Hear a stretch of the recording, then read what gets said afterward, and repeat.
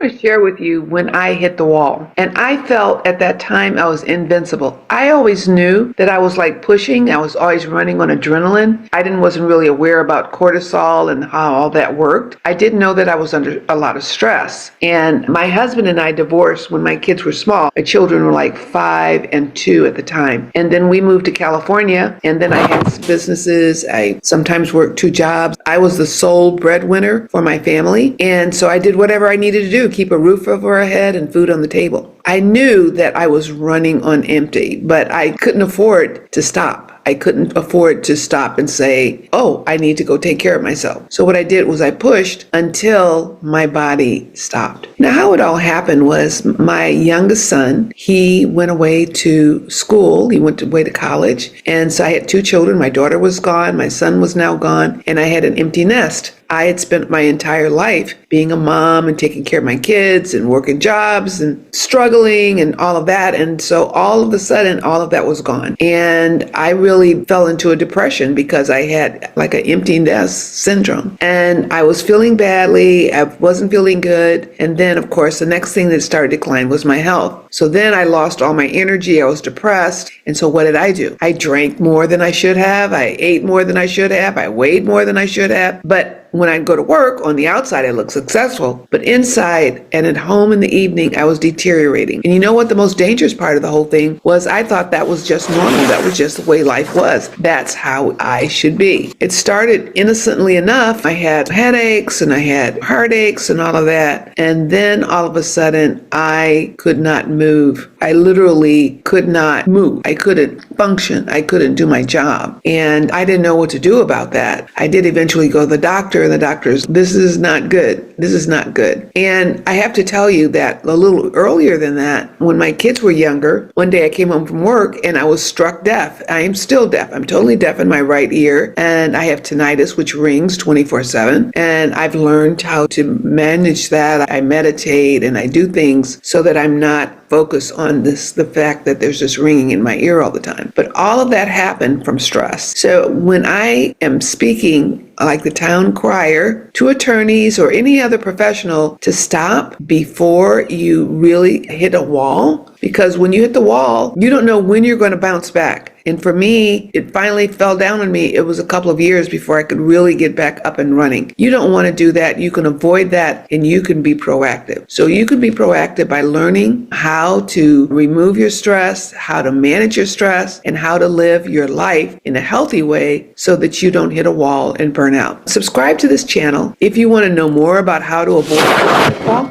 just let me know and DM me or message me, and I'd be happy to share more with you.